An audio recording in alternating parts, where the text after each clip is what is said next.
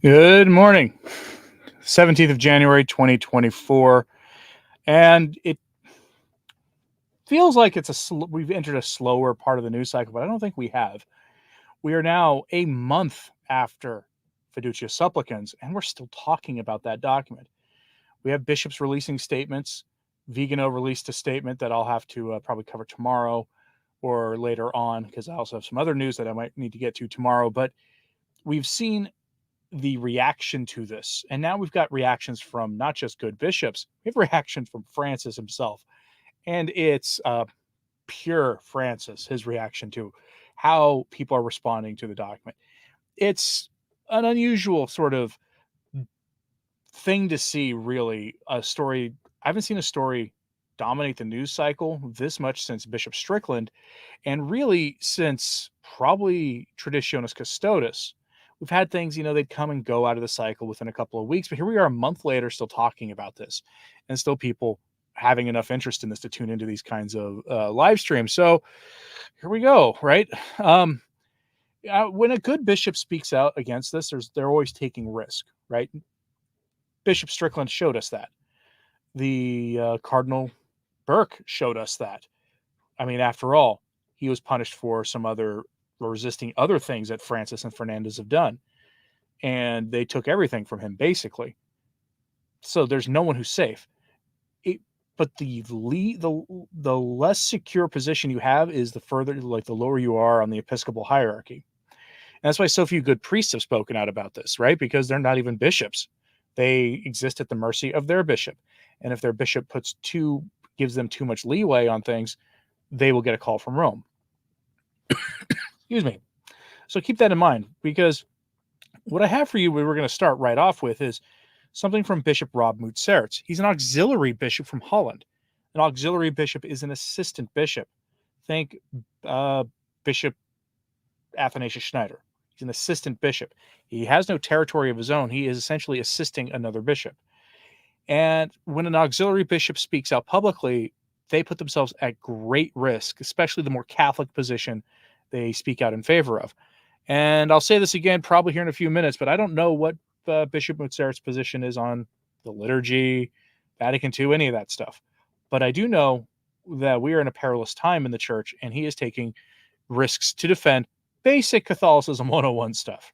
So here's his letter. It's unambiguous. The letter comes from LifeSite News with this headline: Dutch bishop blasts cowardly Fiducia supplicans, urges scandalized Catholics not to leave the church. This pontificate will naturally come to an end, writes Bishop Rob Moutserts. Should you obey him? No. Stay in the church. And here's what he has to say. Fiducia supplicans, the controversial declaration of the dicastery for the doctrine of the faith, is above all a cowardly document. It refuses to name James Martin practices as intrinsically evil. It is now clear that Fiducia supplicans is not about an expansion of the meaning of blessings, but of a deliberate modification of what is sin. Objections from numerous bishops, indeed bishops' conferences, and hundreds of priests and faithful are arrogantly dismissed. The document explains blessings in such a way that they no longer have a clear meaning. This happens more often under this pontificate. When concepts become vacuous, they're easily manipulated. Don't call a child in development a child, but just a bunch of matter, and you can do whatever you want with him. Then the Moloch ritual is not what it is, but surgery. Give blessings a new meaning, and you can do anything with it. The magic word that is then easily pulled out is pastoral. A formal blessing is not allowed, the declaration says, but a spontaneous blessing is. That is, quote, pastoral. How often the word pastoral is used to set aside the magisterium, to set doctrine and life in opposition to each other, and then to condone life that is at odds with doctrine. Pastoral care is no longer soul care. It has become soulless. Doctrine is set aside. After all, it is only words. It says nothing about the real meaning, or so people reason. Nominalism is back from never being gone. Subjectivism and relativism reign supreme today at the dicastery for the doctrine of the faith. Dicastery of destruction would be a more appropriate name. Where this all leads is clear to me. In my country, Holland, this development began in the 1960s with a so-called pastoral council. All doctrinal concepts were eroded. Thomas Aquinas was cancelled. William of Ockham was put on the throne. They called this council pastoral. By now the Netherlands is the most secularized country in the world. There was only one bishop who resisted. He really cared about the souls of the faithful. The rest were silent. In the Netherlands, the subject of pastoral theology was invented. But it is not a science. It is used to relativize real science. That is exactly what Pope Francis is doing. That is exactly what Cardinal Fernandez is doing. That is exactly what Fiducius Supplicans is doing. Morality is pitted against dogmatics. That is exactly what Amoris Laetitia has been doing. One thing is forgotten. All these concessions to secular culture have no appeal to young people. Liberal seminaries and congregations are withering. On the contrary, it is the traditional seminaries and congregations that are flourishing. While the church in the Netherlands is nearly in a permanent state of stasis, with the average age of churchgoers is over 70, I see meetings of youth groups growing. They often come from atheist backgrounds but are searching for the truth. Through word of mouth they come to the Catholic Church, to pastors who are simply Catholic, who do not proclaim vague theories but are faithful to tradition. What is the desire of these young people? They long for the Eucharist, to worship, to dive into the deep. It is they who have rediscovered the sacrament of confession. In time, things will turn out fine. Perhaps the current developments in the Vatican are a blessing. Now the state of affairs in Rome is clearly coming to light so that a reversal is possible. Look at those with whom the Pope surrounds himself. With James Martin. Francis is promoting McElroy, the man who believes the Church should change its teaching on the James Martin sin. Let's just call it by its name, which I would if our host would let me. He promotes Hollerich to Cardinal, Hollerich who believes that the Church's morality regarding matters of the flesh is scientifically and sociologically wrongly based. He writes to Sister Janine Gramick that he supports her New Ways ministry. He promotes his Argentinian friend Fernandez to Cardinal and head of the dicastery for the doctrine of the faith. This Fernandez has written impure books in which, among other things, he blasphemily describes how someone far too young has an experience of the flesh. He also expands enormously on the apex of the marital act. And it is this Fernandez who has to judge the misuse of, the Ted McCarrick problem in the Church. Any bishop who finds out that one of his priests has written such an unsavory book would immediately suspend him. Pope Francis doesn't. He doesn't see the problem. By the way, it is not the only such book Fernandez has written. He wouldn't do it now, he says, but he in no way distances himself from it. And this man is the author of Amoris Laetitia. Is the Pope Catholic was until recently a rhetorical question. Nowadays it is a question. What to do? This pontificate will naturally come to an end. Is he the valid Pope? Yes. Should you obey him? No. Stay in the Church. Don't leave the Church. It is the Church of Christ. That Church is holy. The personnel are not. And for those who object to him saying that Francis is Pope, just remember, you are never going to see an active bishop with a diocese or an auxiliary bishop or an active cardinal say that embrace Andrea Ciancioni's position or Dr. Ed Mazza's position or whatever it is Archbishop Vigano has been sort of hinting at, or any of the other competing positions. They all will publicly acknowledge him as Pope, at least until he goes to meet our Lord.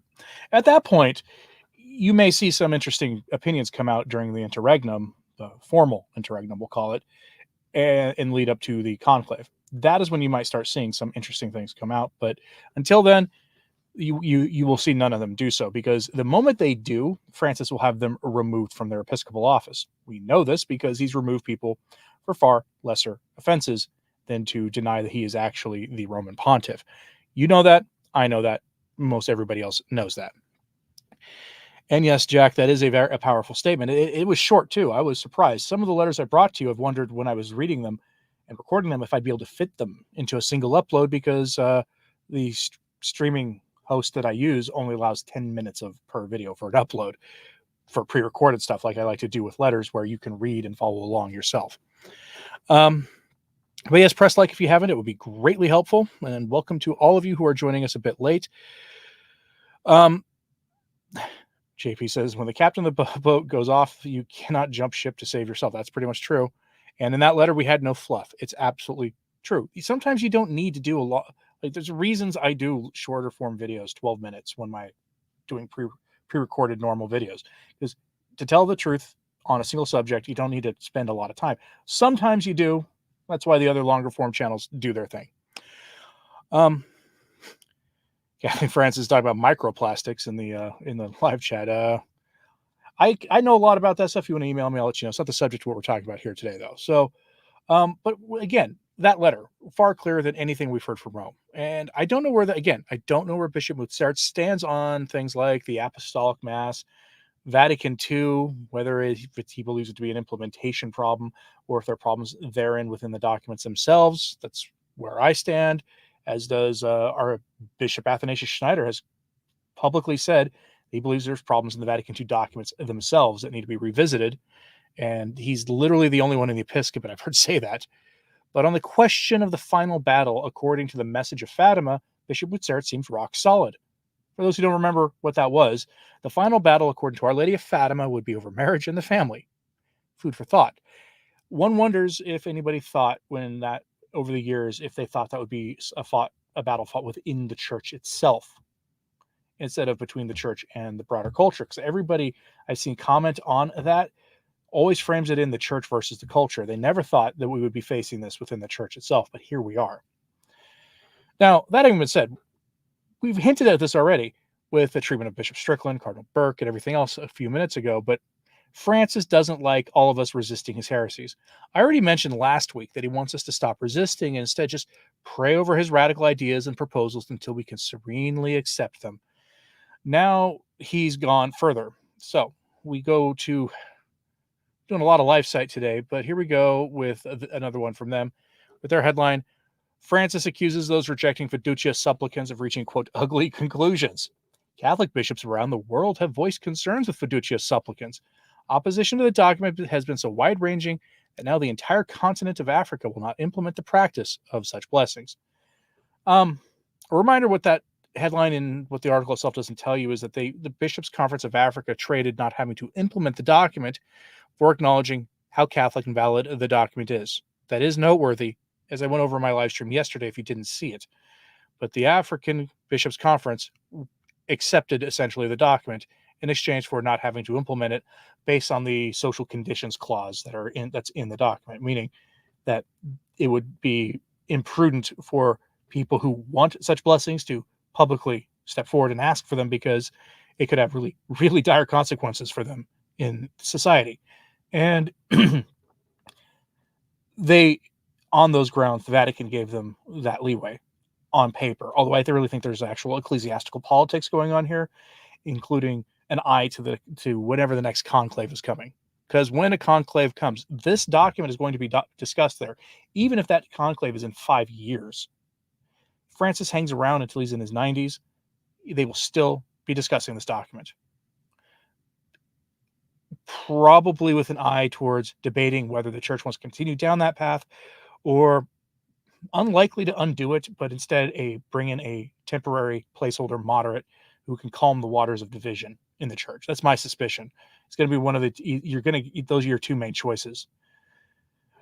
Neither choice I'm pleased with personally, but here we're going to turn to the article here because Francis does not like the resistance going to him. So from it, quote, Pope Francis has come to the defense of Fiducius supplicans and its proposal for blessings of double S pairings, saying people have jumped to ugly conclusions about the document because they do not understand it.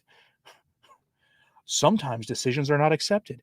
In most cases, decisions are not accepted because one does not know things, says Pope Francis, speaking about the December 18th Fiducius supplicans text he approved. Francis's statement came as part of a January 14th video link appearance on Italian television talk show Che Tempo Che Fa, which has reportedly watched by some 3 million people. Referencing the opposition to Fiducius supplicans, which has come from all corners of the church across the globe, Francis said that there was a, quote, danger of reaching ugly conclusions about things which one does not like. This is what happened with these latest decisions on blessings for all, he stated. The pontiff defended the text, which was drawn up by Cardinal Victor Manuel Fernandez and approved by the Pope, saying that, quote, the Lord blesses everyone, everyone, everyone, those who come, every person. Continuing, Francis said that the Lord blesses everyone who is capable of being baptized, that is, every person. He added that then people must enter into conversation with the Lord's blessing and see what is the path that the Lord proposes to them. Echoing his recurring theme of accompaniment, Francis further noted that we have to take them by the hand and help them to go on that road, not condemn them from the beginning. And this is the pastoral work of the church. End quote. Okay, can I point out something obvious? We reach ugly conclusions, as he calls them, because we watched him allow the worship of an idol in the Vatican on multiple occasions. We come to ugly conclusions because we know his track record. We were here for Remorse Laetitia, which is what was the final straw for a lot of people. We have seen him constantly work with secular elites for their evil end of decade program. We especially saw this with Fratelli Tutti. If you've been watching me since 2019, you remember my coverage of Fratelli Tutti, which I warned people was just a secularization and an embracing of the secular program by some very bad people. We have seen him vocally support and in writing James Martin and his program.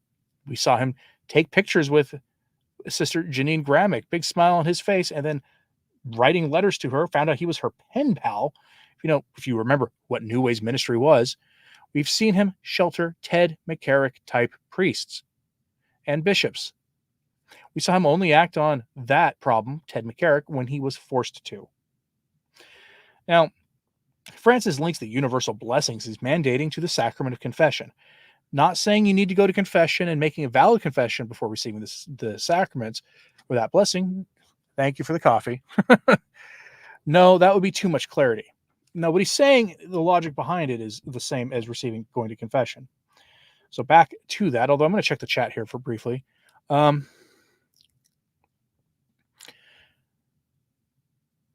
Trent says he's surprised that the Cardinal Fernandez book isn't a bigger controversy. I would assume the secular media would pounce on any opportunity to further tie the church to this sort of thing.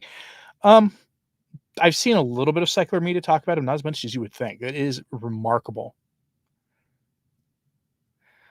Yeah, a lot of people are saying some pretty spicy stuff in the chat today. But yes, so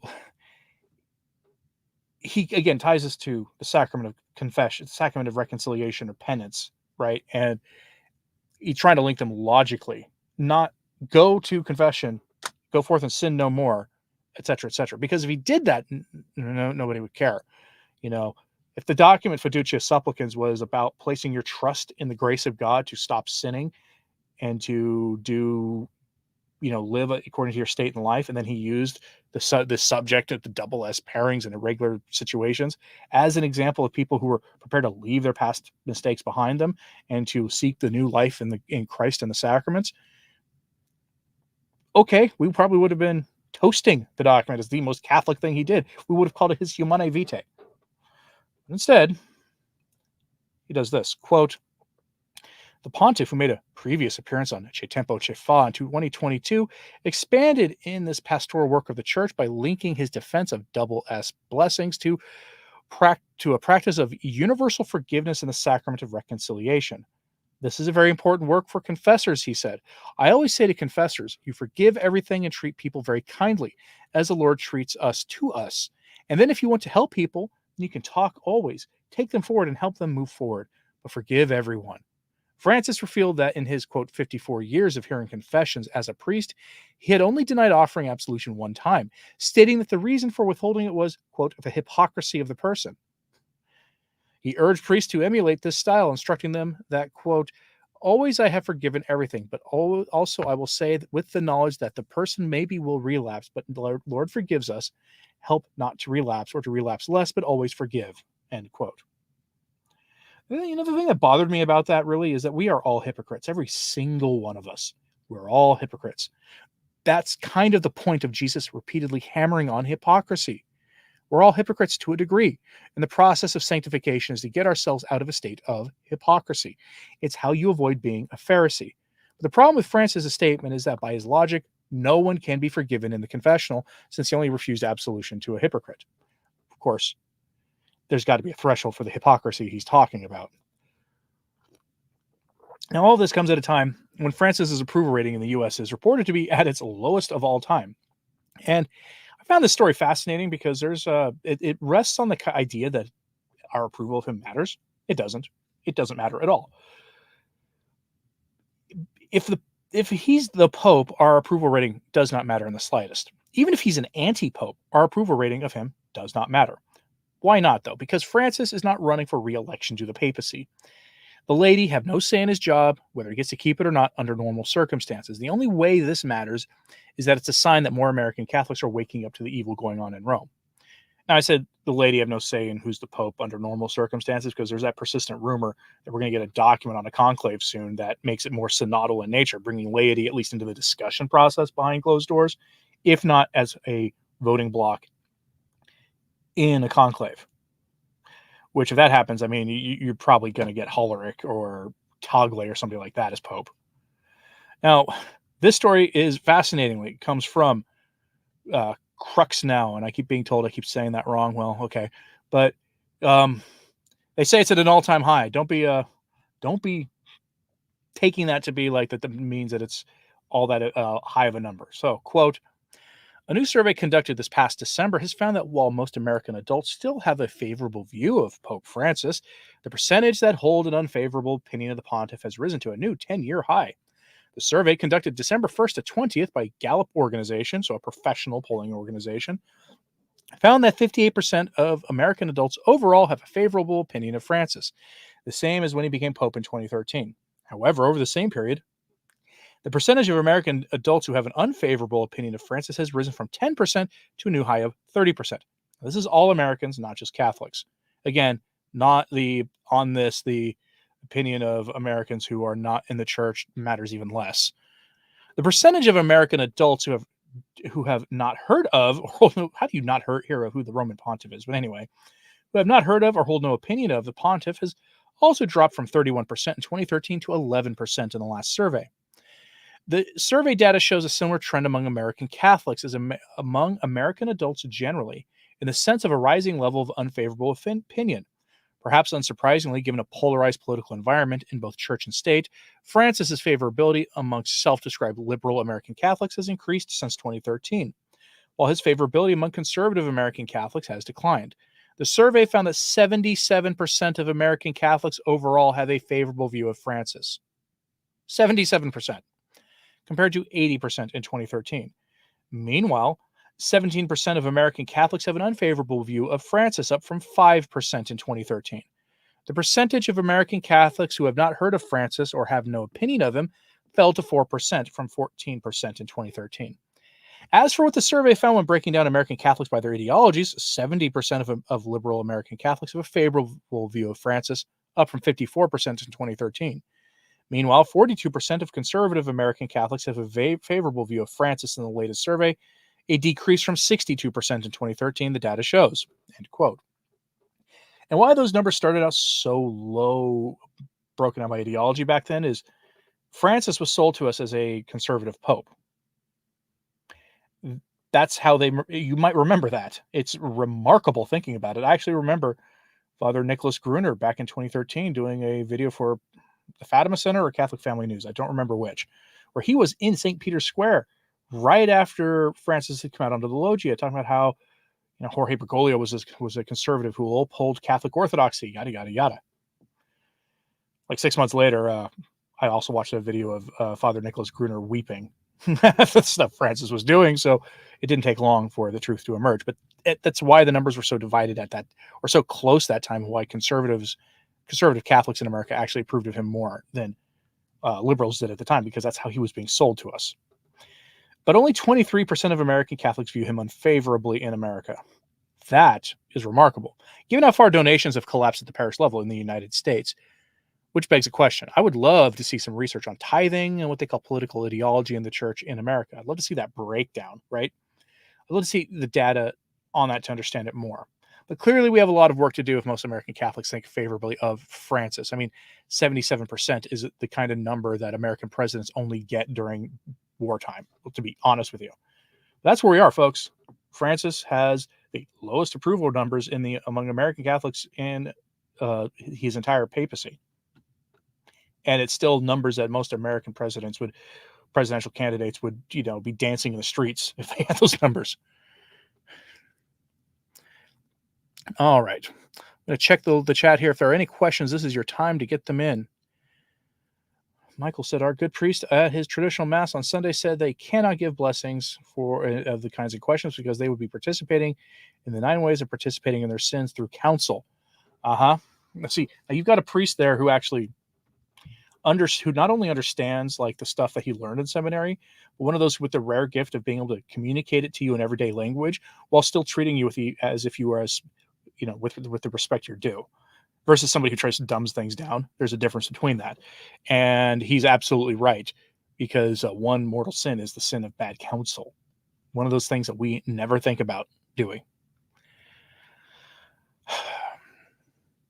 All right.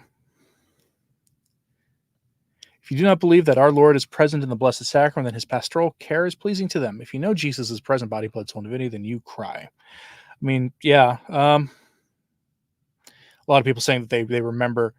Thank you for the super sticker, JP. It is greatly appreciated. A lot of people saying they actually remember Francis being sold to us in 2013 as a sort of an Orthodox conservative pope. Something to think about, especially in the reporting that's going to come in the next conclave. This entire sector of YouTube didn't exist in 2013, save for, I think, at the time, the remnant and Church Militant. That was basically it. So we'll see what kind of coverage happens going forward. And Linda Chris reminds us that about 70% of Catholics who attend Mass regularly, by the way, according to Pew, I think it is, don't believe in the real presence either, so she's not surprised. I wonder if there's a correlation there. Again, if I could look at the data set, the actual data set, not just, the questions and answers, but the actual, like, the numbers that they crunched into their algorithms and things to give you what those percentages were, I could actually probably dust off some quantitative research method skills I have to find out. And if not, I think I know of a couple of YouTubers who probably be able to help me, who are social science trained and with PhDs and actually know this stuff. And I suspect are Catholics and on our side and generally things. All right. Robert says he doesn't give one dime to the dioceses, and the SSPX is booming with private donations. That's the other thing, right? That's where this is all going. Like, the dioceses are suffering, but the traditional groups are doing well, relatively speaking, especially with vocations. All right. That seems to be about it. Tina asks, will priests be asked to bless what Pius XII called the private sin or the personal sin? And I love that term for it. That's how great, that's how this stuff sounds to her, that's what's coming next. Don't be surprised. I mean, it's an open secret that if someone goes to the confessional and that there's a chant with a priest they're not familiar with, there's a chance they're going to be told, well, it's a bad habit, so it's not that big a deal. Just say an act of contrition and go up next time to receive the Eucharist, which is terrible advice. Terrible advice. All right, folks. Thank you for tuning in today. If there is were we spicy enough this morning? Yeah, the live chat was pretty spicy. I'm not going to lie. It was pretty good. But thanks for tuning in today, folks. And remember to always pray for anybody that we reported on here today that stirs up negative feelings in you. Instead of languishing in anger, remember that to use that sort of energy instead to pray for their conversion or pray for their salvation or pray for something positive for them. But prayer is the answer to that. Anyway, as always, folks, thanks for tuning in and pray for the church. I'm Anthony Stine. Ave Maria.